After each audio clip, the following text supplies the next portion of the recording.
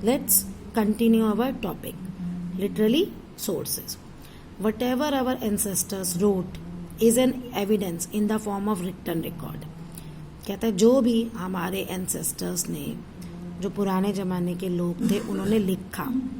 Evidence मतलब आप लिख सकते हो कोई भी प्रूफ, जो रिटन रिकॉर्ड है उसको हम कहते हैं literally sources. In the beginning when paper was not invented, अब ये कह रहा है कि उस समय कोई पेपर तो थे नहीं, पेपर की खोज तो ही नहीं थी.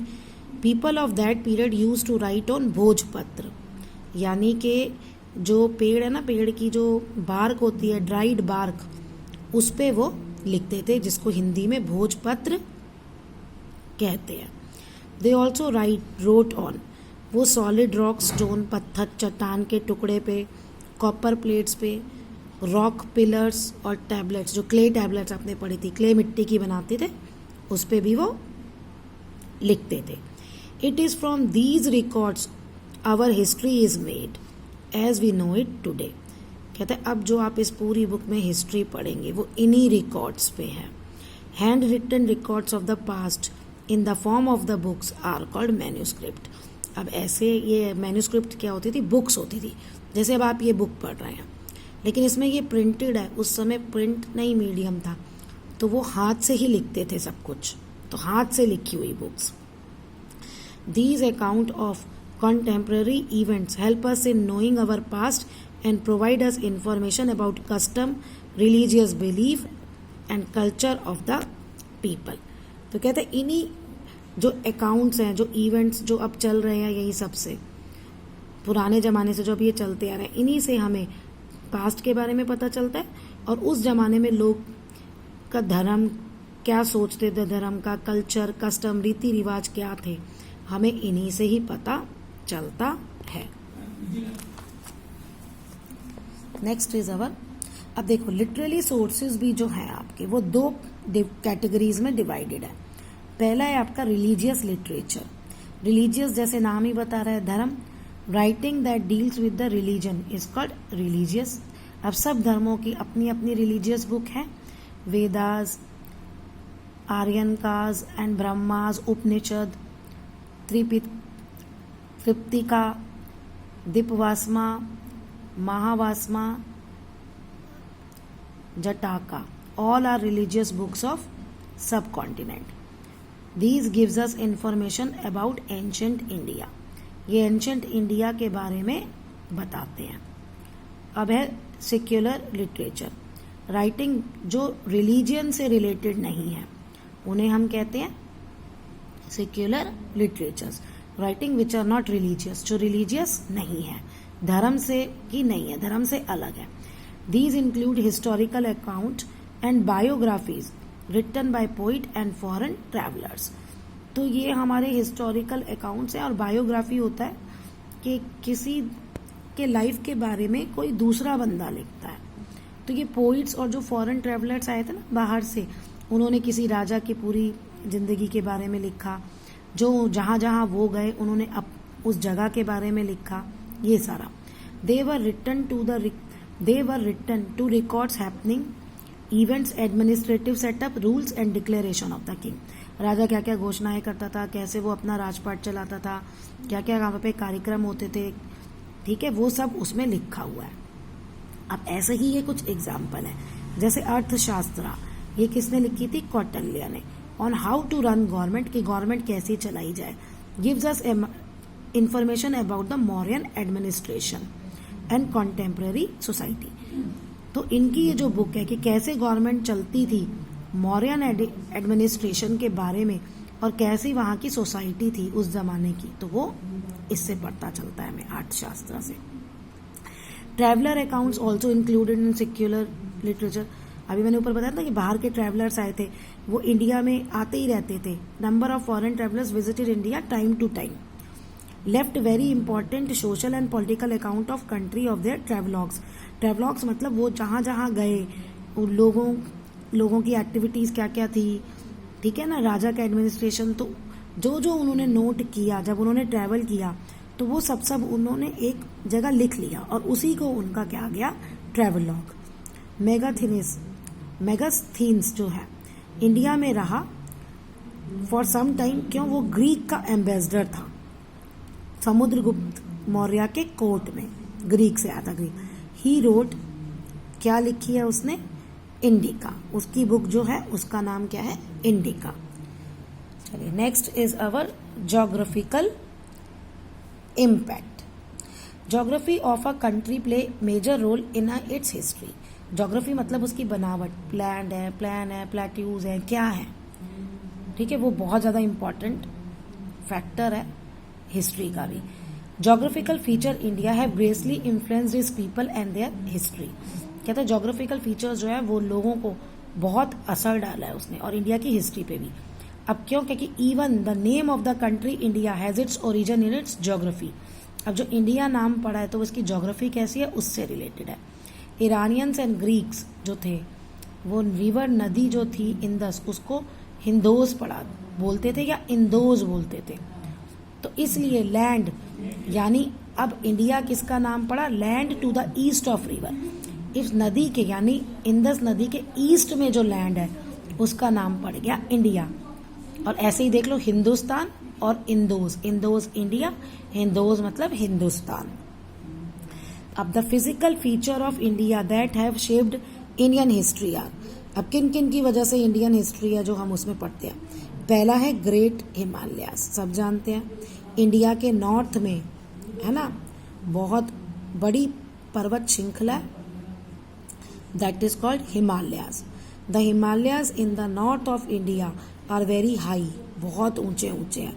सो they work as natural barrier for invaders from the north. इसीलिए जो नॉर्थ से लोग थे उनका इंडिया पर घुसपैठ करना, आक्रमण करना बड़ा मुश्किल हो जाता था। Hence very few invasions taken from this side. इसलिए यहाँ से इंडिया में बहुत कम आक्रमण हुए, इन्वेजन्स हुए हैं। Low lying passes such as Khyber, त्रिची, कुनलून, गोमल, बोलान, मतलब ये रास्ते हैं वहाँ हिमालय के उधर से इंडिया में आने के, ये पासेस हैं। तो ये in the north west were comparatively easy passage for the invaders to enter India. तो ये नॉर्थ वेस्ट में है और इन पैसेज से इंडिया में आसानी से आया जा सकता है। Northern plains have determined the development of India. India का डेवलपमेंट कैसे हुआ? ये नॉर्थन प्लेन्स में। क्यों? क्योंकि नॉर्थन प्लेन्स में ही इंडिया की सबसे ज़्यादा पॉपुलेशन है और यहाँ पे नदी है ना। अलॉन्ग विद द नदी developed faster than any other part of the India. India का कोई पार्ट इतनी जल्दी डेवलप नहीं हुआ जो नॉर्थन प्लेन हुआ। क्यों? क्योंकि रिवर्स जो थी वो वाटर दे देती थी, रिवर्स अपने साथ मिट्टी लाती थी और ये मिट्टी जो थी वो फर्टाइल होती थी, तो वहाँ पे एग्रीकल्चर बहुत अच्छे से हो सकता था। तो इन फैक्टर्स के कारण ये काफ़ी पॉपुलेटेड है आज भी। Reverse were the main mode of travel. अब रिवर से मेन मोड था ट्रैवल करने का। दे provided important resource of water. नदियों से पानी भी मिलता था and made the areas around them highly fertile. और नदी के आसपास का जो एरिया था वो बहुत ज़्यादा फर्टाइल था। As a result the agriculture become prosperous near bank of the rivers. कहते हैं और यहाँ पे क्या था, नदी के किनारे बहुत ज़्यादा खेती होती थी and even trades could easily flourish near the river. और नदी के किनारे व्यापार भी बहुत फलता फूलता था। क्यों?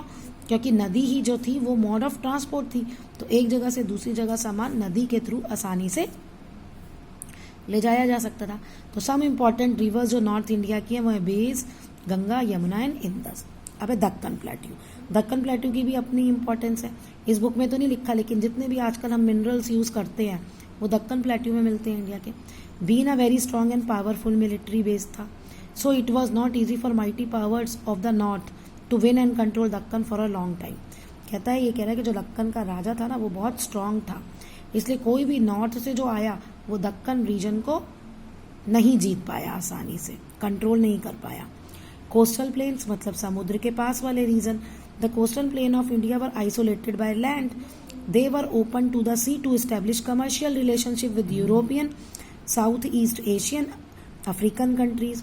अब देखो कोई भी अगर मान लो कहीं जाता है अब तो यहाँ पे ना सी से होके जाते थे, बड़ी बड़ी अगर उन्हें ट्रैवल करना होता था तो इंडिया रास्ते में पड़ता था। तो हमारी जो थी इतनी बड़ी हमारी कोस्टल लाइन है इंडिया की कि यूरोप, साउथ ईस्ट एशियन और अफ्रीकन कंट्रीज से हमारे कमर्शियल रिलेशनशिप मतलब इनके साथ व्यापार होता था, पैसे का लेना देना। Interestingly the first Muslim and Christian trader reached Kerala by sea, और जो पहला मुस्लिम और क्रिश्चियन ट्रेडर व्यापारी पहुंचा था केरला, वो भी समुद्र के रास्ते ही पहुंचा था। Okay, the concept of dates in history.